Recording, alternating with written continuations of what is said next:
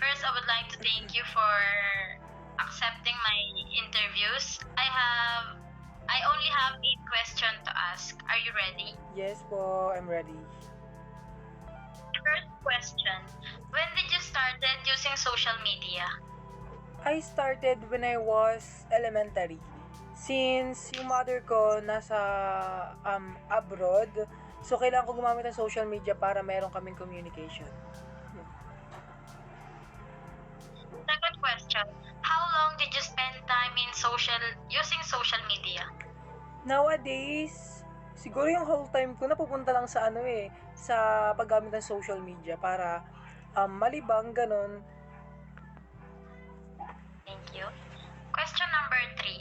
Do you think the time you spend on using social media affects your time management? Sobra nakaka-apekto siya kasi yung social media nakakalibang eh. Sobra siya nakakalibang kaya may mga bagay ka na hindi nagagawa na dapat mong gawin, ganon. Kasi nga, naapektuhan yung time management mo. Question number 4. Are you aware of the threats of using social media? How do you manage it? Yes, like cyberbullying. Cyberbullying is one of the threats na sa paggamit ng social media eh. Pero, huwag ka lang magpapapekto kasi pag nagpapekto ka, ikaw rin yung talo, di ba? Question number 5. How does social media platforms influence you? Social media platforms can influence us in different ways. Marami kasing sa social media, marami din platforms like YouTube, Facebook, 'di ba, TikTok, mga isa 'yan sa mga social media platforms eh.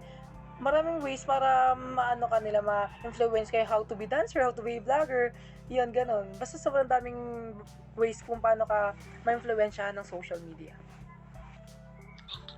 Question number 6. How does social media affects your mental health? Mental health, yan. Kasi sa di ba, lalo na sa Facebook social media, makakakita ka ng mga post na minsan suicidal, minsan about loneliness, yun, di ba? Syempre maapektuhan ka eh, tapos nag-way back sa yung mga nakaraan mo, gano'n. Kaya minsan naapekto rin yung social media sa sa mental health ng tao. Okay. Question number 7. As a user of social media, what do you think are the negative and positive effect to you as a student? As a student, yung negative effect niya sa akin as a social media user, yung time management ko naapektuhan ng grabe talaga. Like yung, 'di ba, nasa pandemic tayo, nasa new normal tayo. Nakaapekto talaga siya sa time management eh. Kaya yung minsan yung mga modules mo hindi mo na nagagawa, 'di ba? Kasi nga nabababad ka sa social media. Pero yung positive effect naman niya, since social media can be your entertainment also. So, pwede ka manood ng mga funny videos para malibang ka. And also, it can, nilalayo ka niya sa sa sadness, like ganyan. Maraming positive effects na pwedeng ibigay sa yung social media. Thank you. Last question.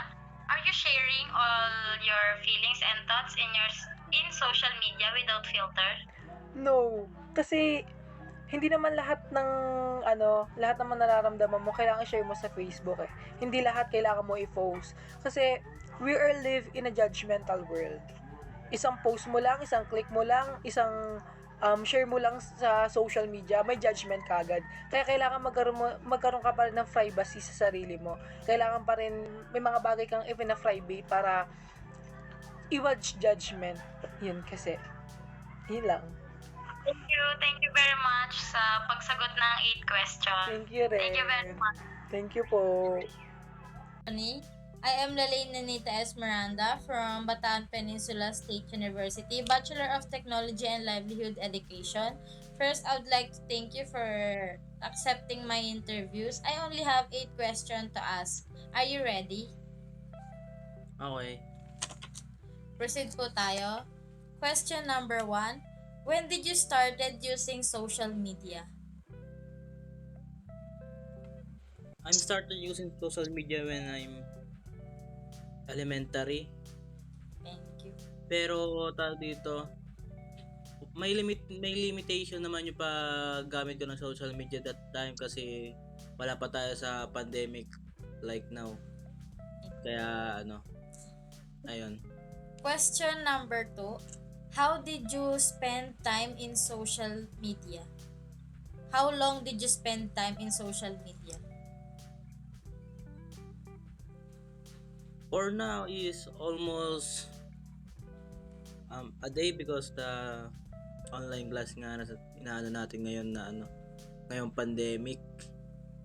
Ang almost 12 hours din ako naka sa social media ngayon kasi nga for doing activity and so on and so forth. Thank you. Question number 3. Do you think the time you spend on social media affects your time management? Yeah. I believe that kasi tawag dito, hindi na natin na-manage yung natin kasi focus lang tayo sa social media. Hindi na tayo nakakagawa ng mga another dapat nating gawin and walang movement na nangyayari kundi more on typing, more on gadgets ang hinahawakan natin ngayong pandemic. Thank you. Question number 4. Are you aware of the threats of using social media? How do you manage it? Minamanage ko siya sa tawag dito. Kapag kunyari overusing of social media na ako tapos and then end of class, hindi na muna ako gagamit ng gadgets para mapahinga yung aking mata tapos doing anything na sa tingin ko is makakabuti sa aking kalusugan, mga ganung bagay. Thank you. Question number 5. How does social media platforms influence you?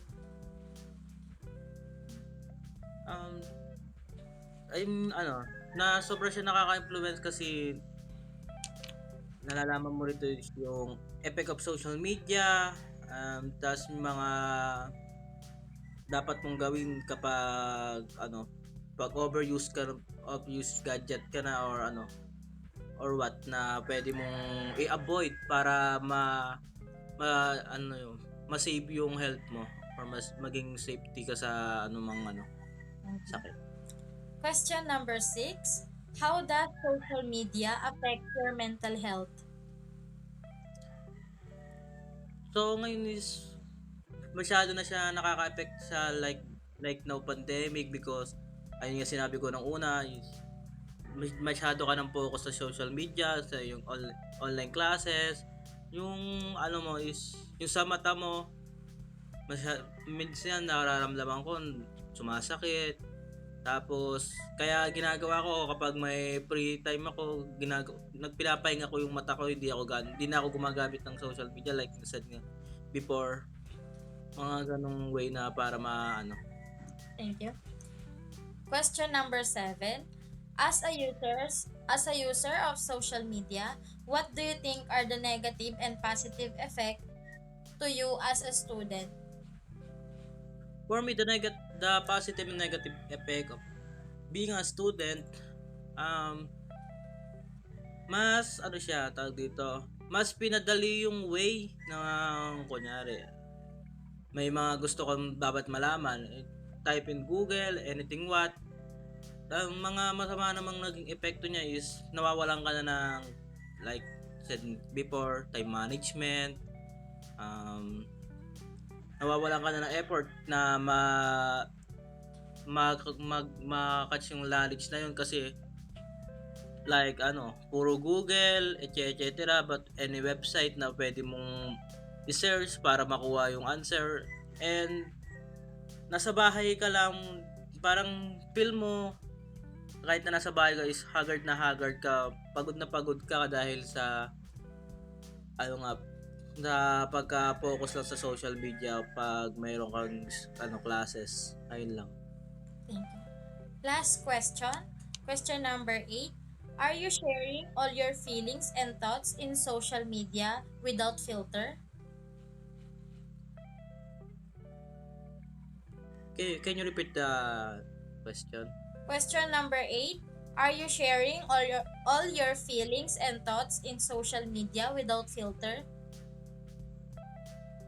Yeah, kasi like I said before na ayun nga yung mga effect bilang isang student na tulad ko, ayun nga mas nahihirapan na ma-adapt yung ganitong sistema, like kapag wala kang mahina yung internet connection mo, anything what, tapos masyadong malakas kumain na kapag naglo-load ka lang naman or wala kang wifi, ayun, kailangan mong mag-load para kahit na pwede mong gagamitin mo na lang sa ibang bagay, ilo-load mo pa or mo pa para maka-attend ka sa mga online class ng bilang isang sa student. Yan. Thank you po sa pagsagot ng 8 question. Thank you very much.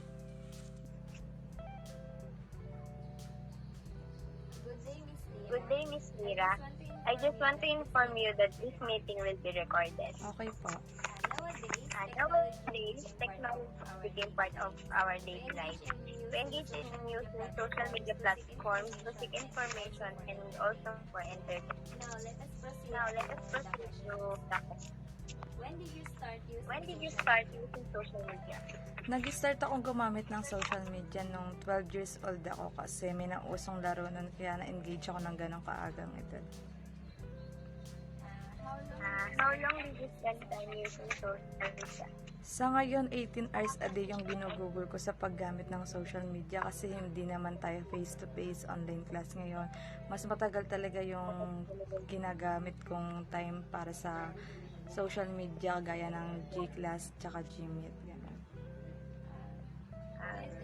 Do you think the time you spend in social media affect your time management? Oo, naapektuhan yung time management ko kasi minsan napapasarap sa pag-scroll sa FB, nakakalimutan ko na yung activities kong ipasa on time. Are you aware of the threats of using social media? How do you manage it? Oo, aware ako sa threats sa social media gaya nun sa Facebook, yung hacking tsaka identity theft. Namamanage ko to sa sinesecure ko yung accounts ko, walang pinagsasabihan para makaiwas ako sa ganong scenario. How does social media platform influence you? Malaki yung influence sa akin nung TikTok kasi yung mga nakikita kong outfits doon, binibili ko din, na-influensya nila akong bumili din kasi feeling ko bagay din sa akin. How does social media affect your mental health? Malaki din yung naapektuhan sa mental health ko kasi puro toxic na yung tao sa social media, na madalas din yung pag-breakdown ko dahil sa kaka-social media ko. As a user of social media, what do you think are the negative and positive effects to you as a student? Bilang estudyante sa positive, madami kong nakukuhang information na nakakatulong sa pag-aaral ko. Yung negative naman is, ayun nga, pagka napasobrahan ako sa kaka-social media, minsan di ko na nagagawa yung iba kong activities. Last question, are you sharing your feelings and thoughts in social media with us? No. Lagi kong pinifiltered lang yung mga pinopost ko sa social media kasi nga hindi ko naman hawak kung sino yung mga pwede lang tumingin sa mga social media accounts ko, kaya dapat talaga hindi pinifiltered mo lang yung mga ginagawa mo dun or pinopost mo. Yun lang po, Miss Mira. Thank you for giving me your time and giving me a chance to have an interview. Thank you po. Morning, Miss Maria Valerie. I am Regina Layog from BTLED 2. I have 8 questions for you. First, when did you started using social media? I started using social media when I was in high school. So basically, it's my teenage years. Second, how long did you spend time in using social media? For how long? I don't think I spend most of my time using social media. Maybe 5 hours. Because I always do my activities first and work. Third, do you think the time you spend on using social media affect your time management? No, it doesn't affect my time management. I still do time management because of my work and school schoolwork, school activities. Fourth, are you aware of the threats of using social media? How do you manage it? I am well aware of the threats in using social media. So I basically grow in using social media.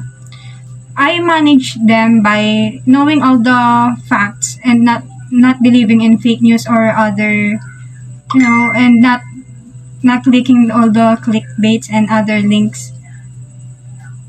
Fifth, how does social media platforms influence you? Social media platforms influences me in just like in using Canva or other platforms. In actually I always use them in studies, and of course in knowing all the announcements and other related news in schools. Six, how does social media affect your mental health? Social media affects my mental health. Sometimes when I feel like I am too toxic in using social media, I always do shared posts. I always do. I tend to deactivate my account sometimes to get a free time of myself. 7. As a user of social media, what do you think are the negative and positive effect to you as a student or worker? As a user of social media, the negative effect is that I always use social media during my free time, which is midnight or past midnight, which is very late. So the negative effect is that I don't get much of sleep because I still have to attend morning classes, synchronous classes. The positive effect is that I tend to get free access or easy access to announcements, to other activities on our schools. Last, are you sharing all your feelings and thoughts in using social media without filter? I don't share all my feelings or thoughts in social media. And with the filter, of course, I filtered them because I don't share most of my thoughts in social media. Maybe in Twitter, I share them, but it always has filters because the other persons are so judgmental nowadays. Maria Valerie, thank you for your time and for sharing your thoughts in using social media. Okay, no problem. Hi, I'm May Sureda from Bachelor of Technology in Livelihood Education, major in Industrial Arts. So I will inform you that this interview is being recorded. So I have here 8 questions about social media users.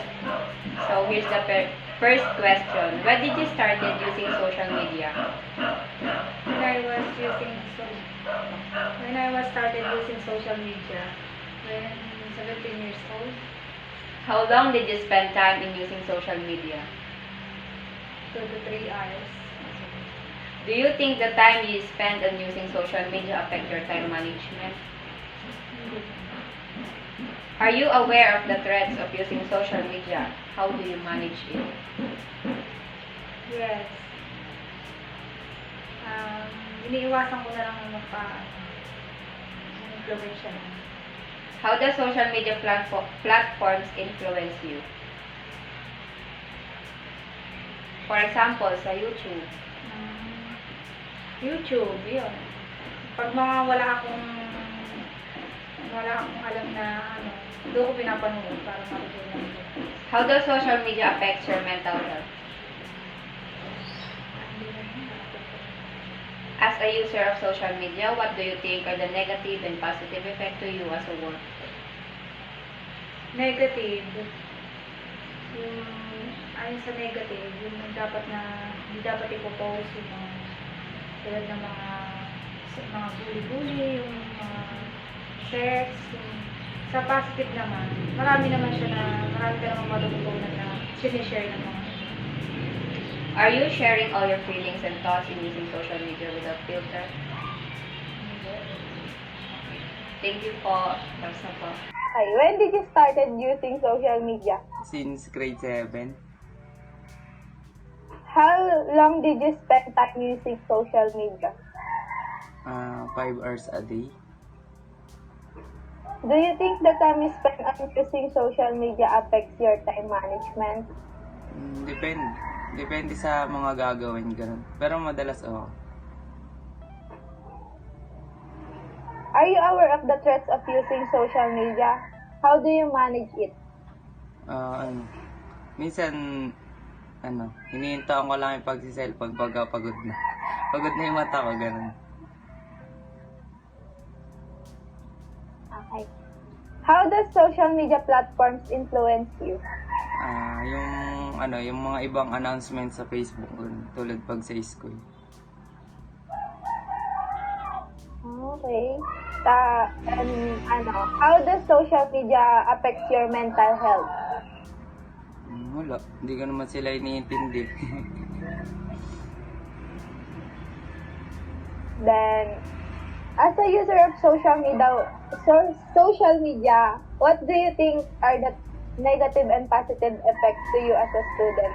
Yung negative effect niya, malakas kumonsumo ng oras, tsaka yung ibang mga bata ginagaya na papanood nila.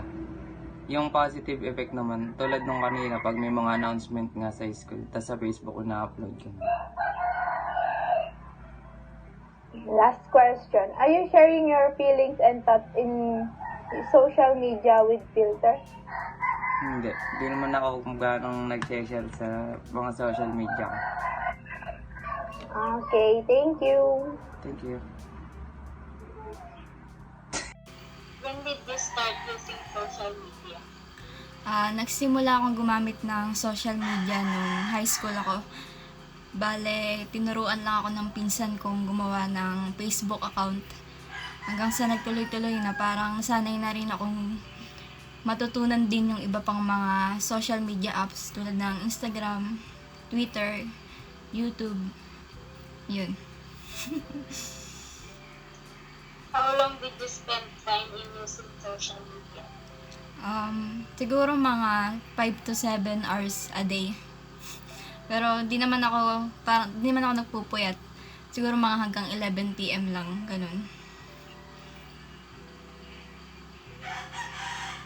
Do you think the time you spend on social media affect your time management? Para sa akin, hindi naman siguro. Kasi gumagamit lang din naman ako ng social media kapag free time ko, kapag wala akong ginagawa. Kasi kapag may klase ko, syempre, kailangan mag-focus ako dun. Yun na.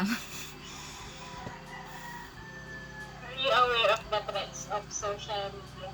How do you manage it? Syempre naman, aware din ako dun. Kasi marami rin namang nababalitang mga banta sa paggamit ng social media tulad ng cybercrime, ganun. Parang alam ko naman din yung mga positive siya negative effects ng paggamit ng social media, kaya wala akong problema dun. How does social media platforms influence you? Para sa akin, siguro sa nakaka-impluwensya siya sa paraan ng pakikipag-communicate ko sa ibang tao. Kasi parang mas napapadali sa akin na makipag-chat, ganun, mag-message sa iba gamit lang yung Facebook. Kahit wala kang load, pwedeng free data lang, ganun. How does social media affects your mental health? Sa mental health naman, parang wala naman siguro, wala namang epekto yung social media sa akin. Kasi ako naman yung nag-iisip ako yung nakaka-control sa pag-iisip ko, ganun.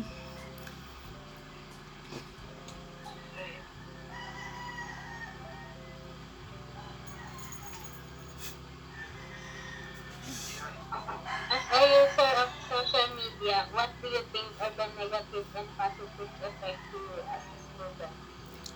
Bilang estudyante, syempre yung mga positibong epekto nito, mas napapadali sa atin yung pag-aaral kasi meron ng Google, meron ng, especially ngayon, na online class, meron ng Zoom, meron ng Google Meet, ganun, parang mas napapadali yung pag-aaral ko, pag-aaral ng mga estudyante.